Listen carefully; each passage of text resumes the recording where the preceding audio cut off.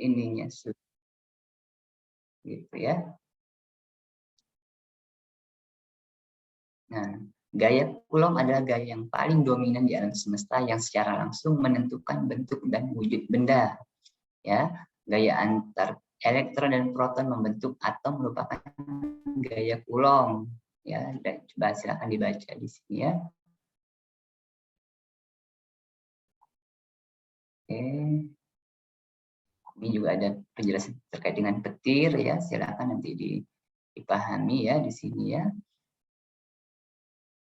Nah, ini contoh soalnya bisa coba dipahami contoh soalnya. Bapak kasih waktu 5 menit ya, coba. Paham nggak? Kalau nggak paham ditanyakan. Kalian kan biasanya kan nggak pakai vektor-vektor arah-arah gini kan? Sudah terbiasa Iya, belum? Pak. Hah?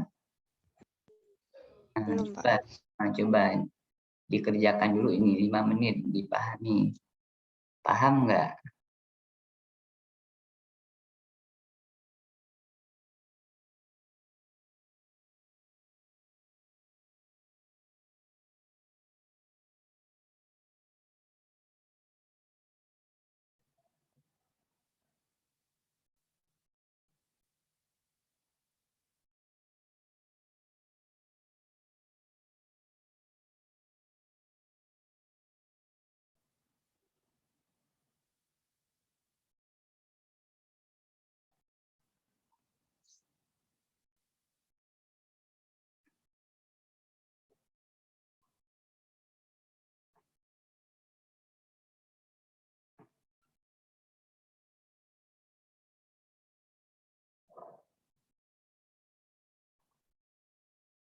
Akan dipahami ya, Bapak kasih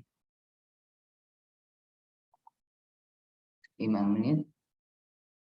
Kan sudah punya file masing-masing ya? Sudah, Pak. Coba dipahami dulu contoh soalnya.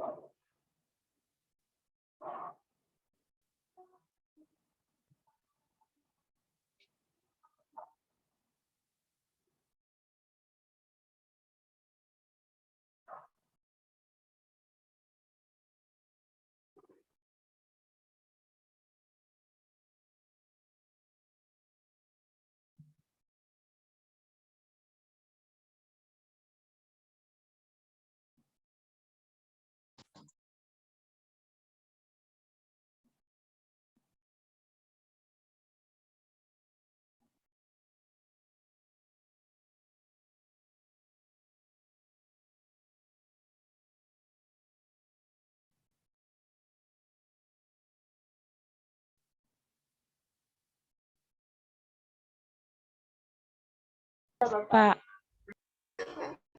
Coba. Kita lanjut ya.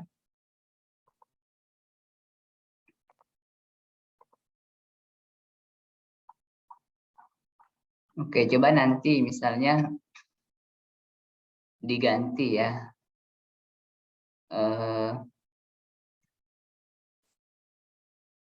Q1, Q2-nya tetap ya besarnya silakan aja 2,4, tapi koordinatnya ya, koordinatnya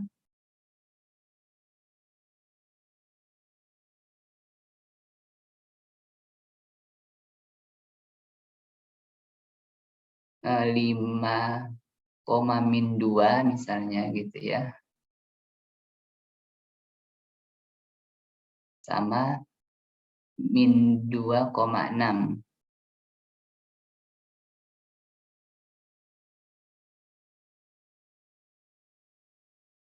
Paham nggak?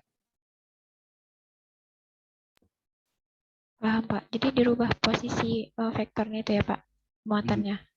Terus satunya lagi kasus yang tadi kasus A ya, yang B. Yang B itu 5,-2,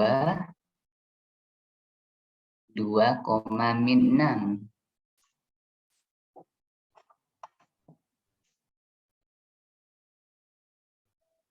Coba digambarkan dulu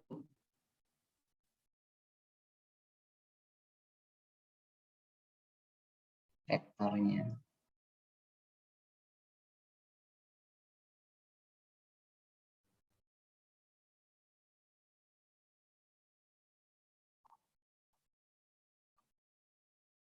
Itu nanti ya kita skip dulu ya. Sudah dicatat tadi perintah Bapak tadi? Halo? Sudah, Pak. Sudah, Pak. Sudah, Pak. Oke, nanti silakan kalian eksplorasi sendiri yang lainnya, misalnya mau apa dibuat koordinatnya bagaimana. Nah, sekarang bagaimana gaya Coulomb oleh sejumlah muatan? Kalau tadi kan hanya dua buah muatan yang kita diskusi tadi. Kalau ada 3, ada 4, 5, 6, dan seterusnya ada N buah muatan. Bagaimana gaya Coulomb-nya? Nah, di sini misal kita memiliki muatan Q1, ya, Q2, Q3, dan seterusnya, dan Q4 gitu ya. Posisi muatan diilustrasikan pada gambar 171 ini ya, ini ada 4 muatan, Q1 posisinya R1 ya, Q2 vektor posisinya R2, Q3 vektor posisinya R3, Q4 vektor posisinya R4 gitu. Nah, bagaimana besarnya gaya Coulomb misalnya ya?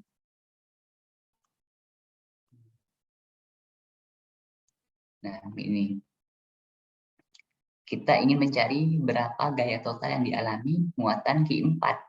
Berarti kan gaya di Q4 ini kan dipengaruhi oleh medan apa saja? Medan oleh Q1, Q2, dan Q3 ya? Ya enggak? Halo?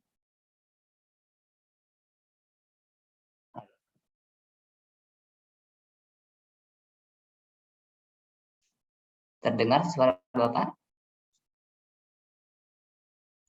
Terdengar, Pak. Nah, Terdengar. kalau gaya total di Q1 itu berarti apa?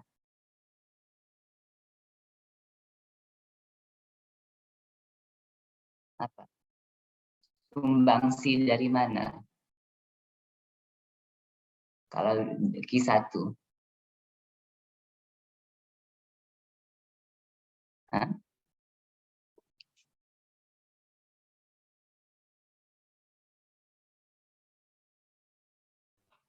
Kalau gaya di Q1 itu sumbangan. Q2 sama Q1 ya, Pak. Q2 sama Q4. Q3-nya nggak berpengaruh.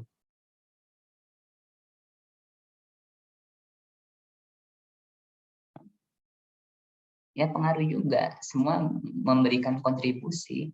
Ketika di Q3 berarti Q1, Q2, Q4 berpengaruh juga. Gitu ya.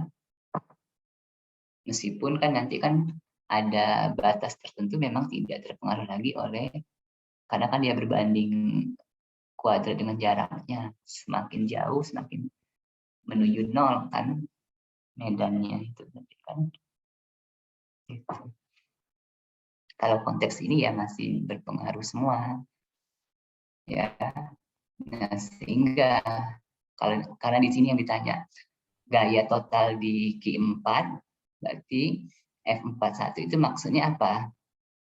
Gaya pada muatan 4, ya, gaya yang bekerja pada muatan 4 akibat muatan Q1 atau oleh muatan Q1.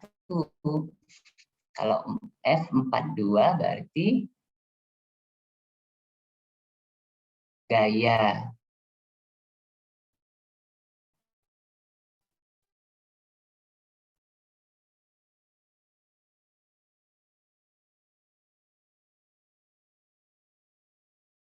yang bekerja pada dan seterusnya total gaya itu plus F4.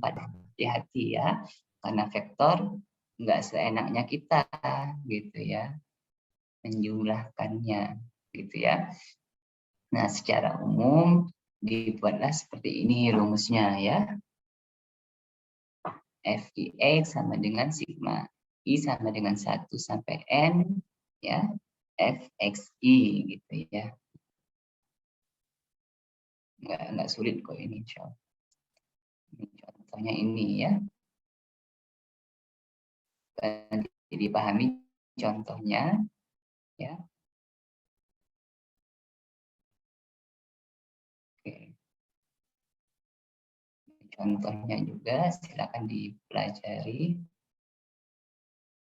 Nah, bagaimana dengan benda kontinu gaya listriknya? Tadi kan diskrit, satu titik itu diskrit. Sekarang kalau kontinu bagaimana? Ya, ini ya, apa yang telah kita bahas di atas adalah gaya listrik antar benda titik partikel, diskrit dia sifatnya ya. Baik yang hanya melibatkan 2 partikel atau banyak partikel. Namun dalam realitas kita tidak selalu menjumpai benda bermuatan listrik dalam bentuk partikel. Yang kita jumpai adalah benda yang bermuatan listrik berupa benda besar, benda kontinu, kumpulan dari muatan-muatan titik tadi. Gitu. Nah, gaya listrik antara benda besar bermuatan listrik relatif lebih sulit untuk dihitung. Ya, misalkan ada muatan titik partikel di dekat benda besar yang bermuatan listrik, kita tidak dapat menggunakan persamaan 1,6 karena jarak muatan titik ke bagian-bagian benda besar tadi berbeda ya. Ini solusinya. Agar dapat menyelesaikan persoalan tersebut, maka kita lakukan langkah berikut ya. Kita bagi benda besar tersebut atas elemen-elemen kecil. Pasti teman-teman sudah belajar nanti ke integral arahnya ini ya, di mana setiap elemen dapat dipandang sebagai sebuah titik. Ya, diilustrasikan pada gambar 1.10 ini. Jadi dianggap ini kan bisa katakanlah bendanya bola gitu ya. Nah, ini kan kumpulan dari banyak muatan gitu ya. Banyak sekali muatan di sini. Kalau ini kan hanya muatan titik 1 gitu ya. Oke. Nah, dengan demikian benda yang besar bermuatan Q tersebut dapat dipandang sebagai susunan titik-titik atau elemen kecil ya. Tiap titik melakukan gaya dengan muatan Q. Dapatlah persamaan 1,7 ini. Ini juga coba dipahami, insya Allah nggak terlalu sulit ya. Ini ilustrasi gambarnya. Ya, ini pendekatan saja ya, biar bisa dibaca ya oleh muatan kontinu ya. Nanti lahirnya integral inilah ya.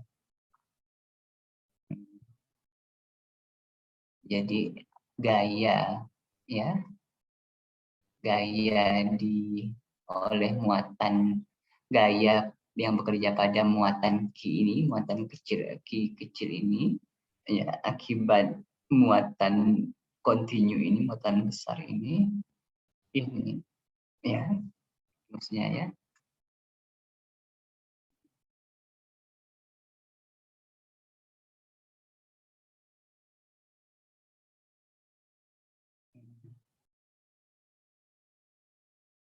Ini contohnya, ya contohnya. Ini ada muatan titik Q. Ini batang, berupa batang. Panjangnya L. Gitu. Terpisah sejauh. Ini pernah nggak kalau di SMA sudah pernah? Belum pernah ya belajar kayak gini ya? Sudah belum? Belum ya? Kalau biasanya kan titik dengan titik ya, partikel. Paling yang beberapa muatan sudah. Tapi kalau yang muatan titik dengan yang kontinu seperti ini belum ya sepertinya ya. Belum sampai ke sini ya. Nah ini coba ya. Jadi meninjaunya seperti ini ya. Ini muatan titik ya. Kemudian kita ambil elemen dari batang itu, katakan di sini ya dx gitu katanya ya. Dx. Tadi kan dia terpisah sejauh A ya, sejauh A. Berarti ini posisinya di A, terus panjangnya L berarti A plus L. Benar ini ya. Sampai sini paham ya? Gambar ini paham nggak? Gambar 1.12 ini. Paham tidak? Hmm?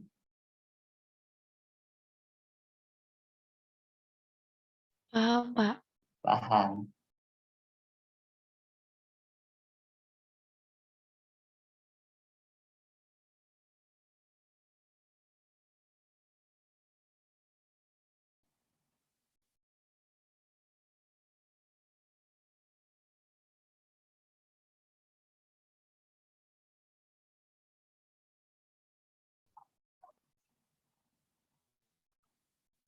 Oke.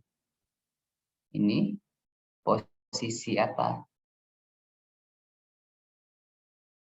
Coba paham nggak ini?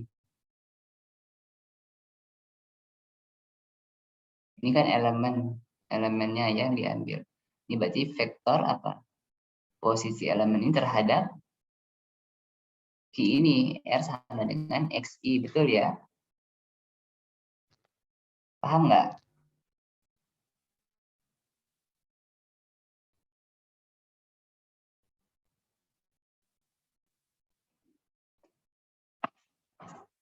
Paham tidak? R sama dengan XI. Ini paham nggak? Dari mana?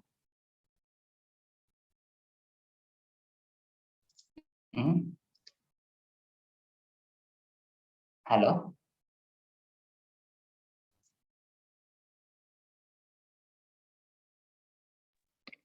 Karena dia vektor komponen dari X. Yang apanya?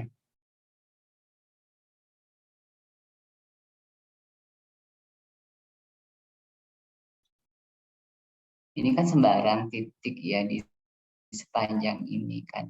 Pada sumbu X ya. Itu kan bisa juga kita ngambil elemennya di sini juga tetap XI juga gitu ya. Boleh di sembarang titik, di sepanjang batang ini kita ambil elemennya sembarang di mana gitu ya. Nanti ini betul R sama dengan XI ya, sudah ini jelas. Nanti kalau jarak sebaliknya relatifnya berarti ya sama, boleh RQ min R sama dengan min XI kan lawannya berarti kan gitu. Coba dipahami lagi ini, mesti Bapak yakin masih banyak yang masih pusing ini. Ini kenapa atasnya jadi begini? Ya, ya mudah-mudahan sih pikiran Bapak yang salah keliru ya, maksudnya kalian udah paham banget lah ini. Mudah-mudahan. Ya. Oke ya, kita lanjutkan. Posisi muatan Q ini, oke.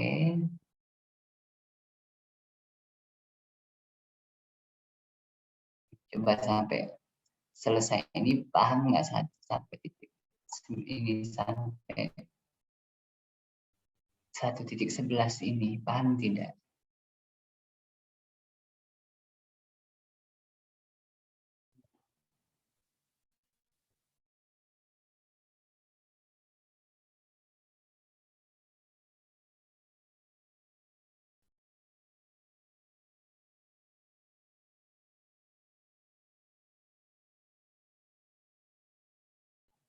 Ini bagus sudah dibuat contoh. Coba pahami ya contoh-contoh ini ya.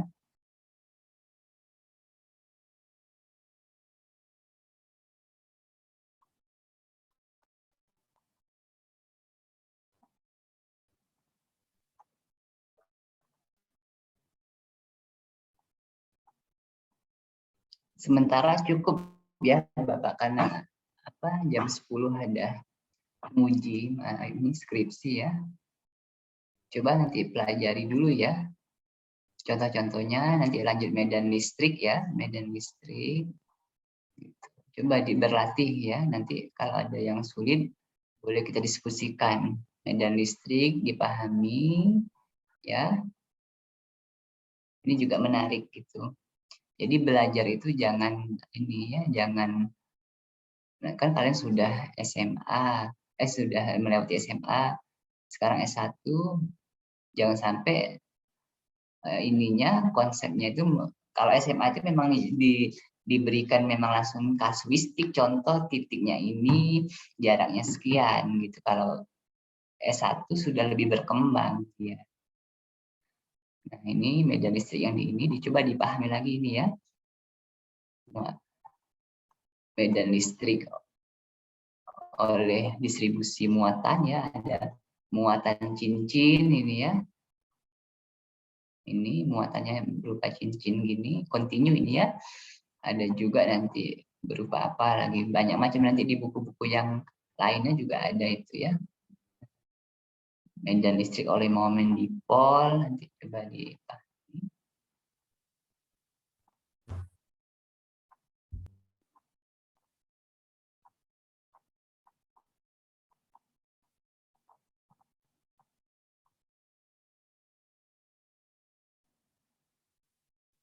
Nah, ini ada juga alat bantu ini ya, perhitungan medan dengan metode integral, coba dipelajari juga nanti ya.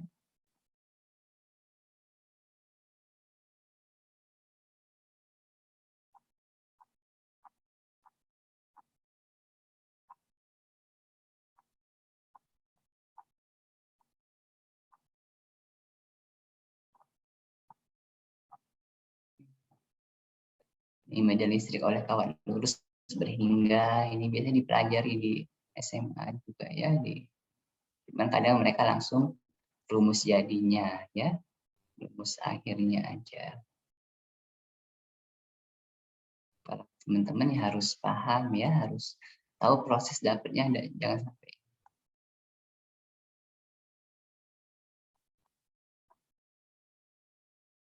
ya. Ada cincin tadi.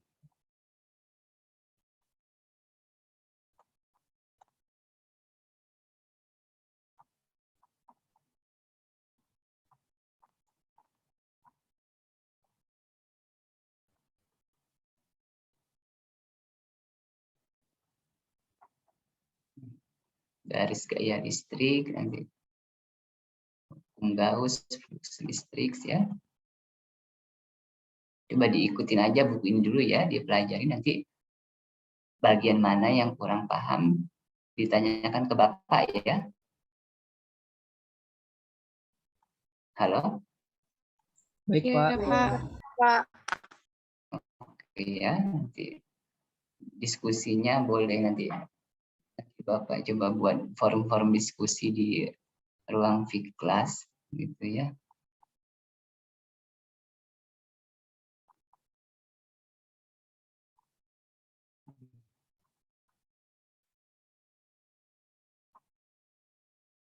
Ini banyak hal yang bisa kalian pelajari di sini ya. Ini banyak sekali.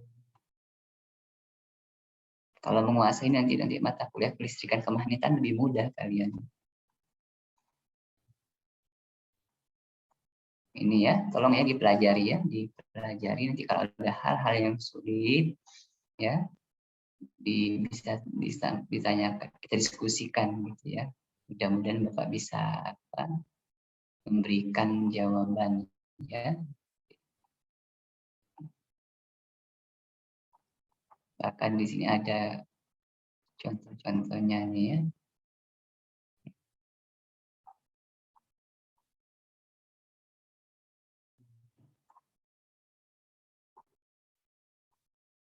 Oke ya, silakan.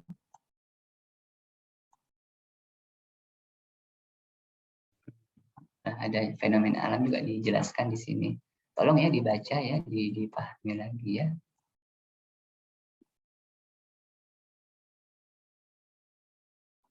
Printer ini contoh. Bagus ini bukunya.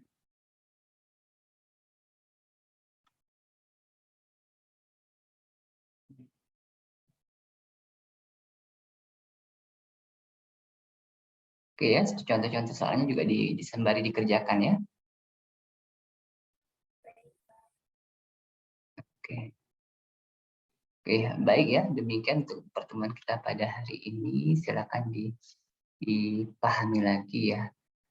Referensinya tidak hanya tadi, boleh buku yang lain, Tipler, Survey tadi ya. Kalau kalian rajin googling, banyak lagi sumber buku-buku general physics itu ya. Terkait dengan electricity and magnetism itu banyak ya. Silakan dipelajari lagi ya.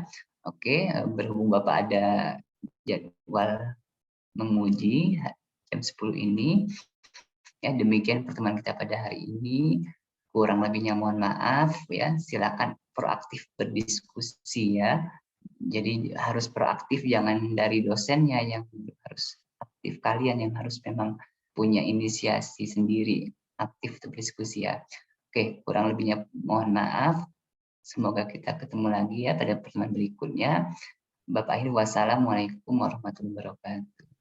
Waalaikumsalam warahmatullahi wabarakatuh. Terima kasih, Pak.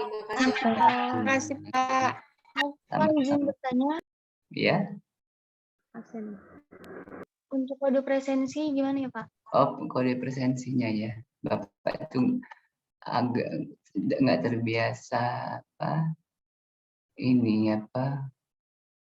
kalau kelas Bapak yang buat nggak pakai ini sih kode presensi. Jadi nanti Bapak ini yang nggak hadir siapa? 33 ya, yang 32 orang berarti yang hadir ya. Ada yang bersamaan nggak? Yang berduaan nggak? Terus ditambah deh. Oke, nanti Bapak isi, berarti hadir semua ya ini ya. Oke. Oke, terima kasih ya. Ini sudah difasilitasi Zoom-nya ya.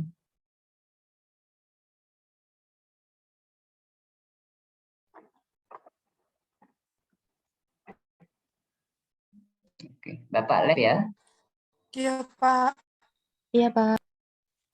Baik, Pak.